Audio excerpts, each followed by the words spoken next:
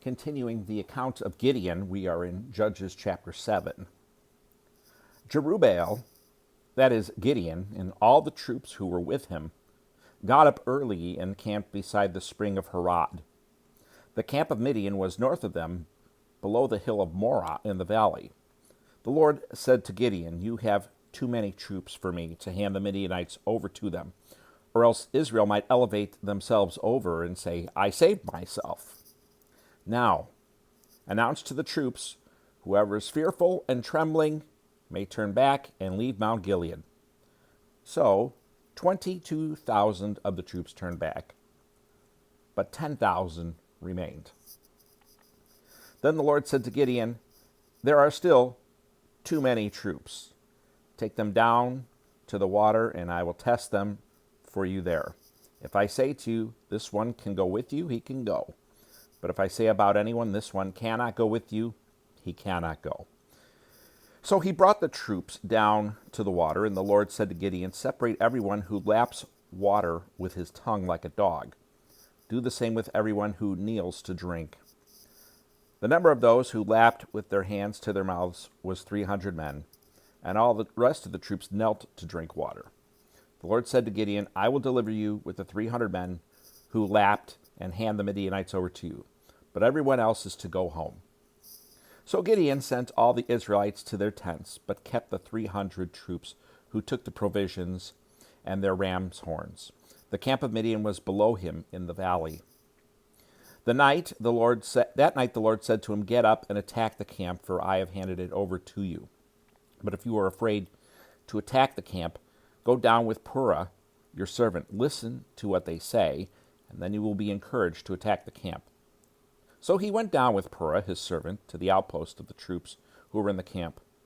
Now the Midianites, Amalekites, and all the people of the east had settled down in the valley like a swarm of locusts, and their camels were as innumerable as the sand on the seashore. When Gideon arrived, there was a man telling his friend about a dream. He said, "Listen, I had a dream. A loaf of barley bread came tumbling into the Midian camp, struck a tent, and it fell. The loaf turned the tent upside down so that it collapsed." His friend answered, "This is nothing less than the sword of Gideon, son of Joash, the Israelite. God has handed the entire Midianite camp over to him." When Gideon heard the account of the dream and its interpretation, he bowed in worship. He returned to Israel's camp and said, "Get up, for the Lord has handed the Midianite camp over to you."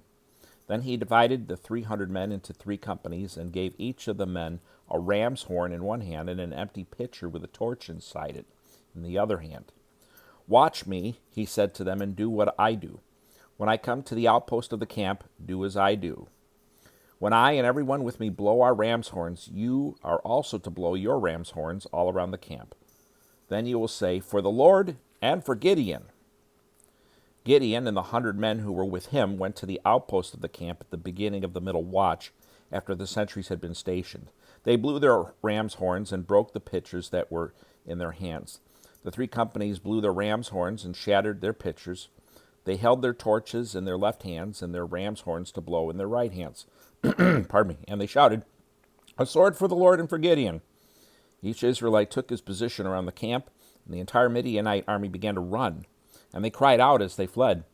When Gideon's men blew their 300 ram's horns, the Lord caused the men in the whole army to turn to each other with their swords. They fled to a acacia house in the direction of Zerah, as far as the border of Abel Mahala, near Tabath. Then the men of Israel were called from Naphtali, Asher, and Manasseh, and they pursued the Midianites. Gideon sent messengers throughout the hill country of Ephraim with this message: "Come down to intercept the Midianites and take control of the watercourses ahead of them as far as Beth-Bara, and the Jordan." So all the men of Ephraim were called out, and they took control of the watercourses as far as Beth-Bara and the Jordan. Having trouble with some of these names today. They captured Oreb and Zeb, the 2 princes of Midian.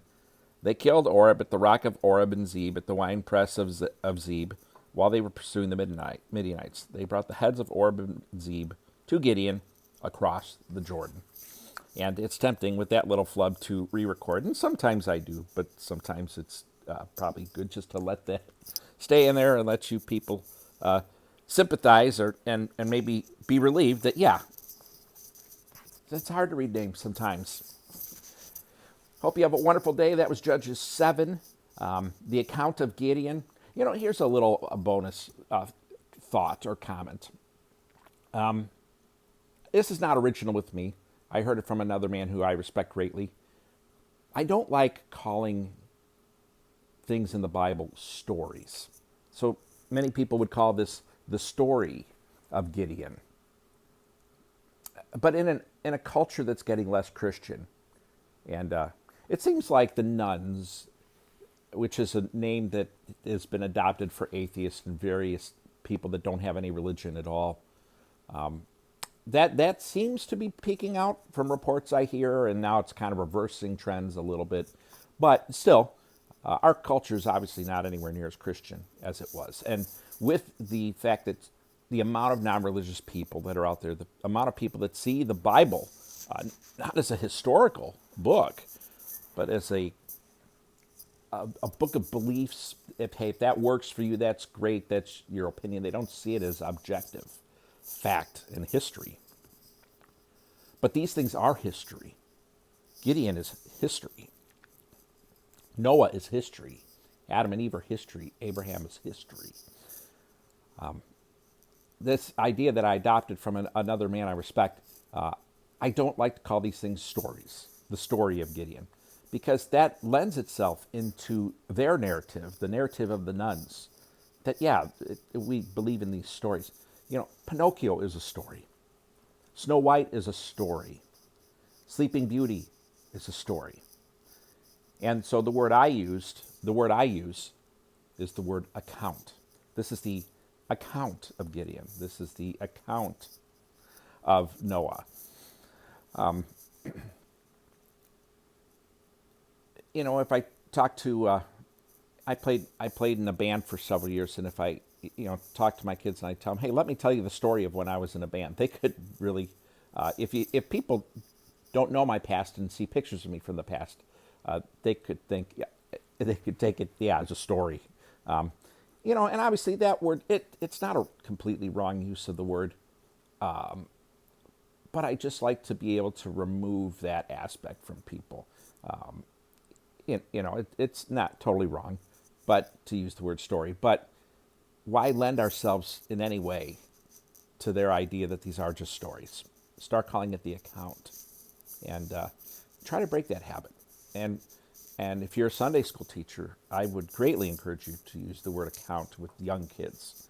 Start using the word account rather than story. Train them up in the way to go early, and stop using the word story. Start teaching them to talk about the account of Noah, the account of Gideon, the record of Samson, the record of Daniel.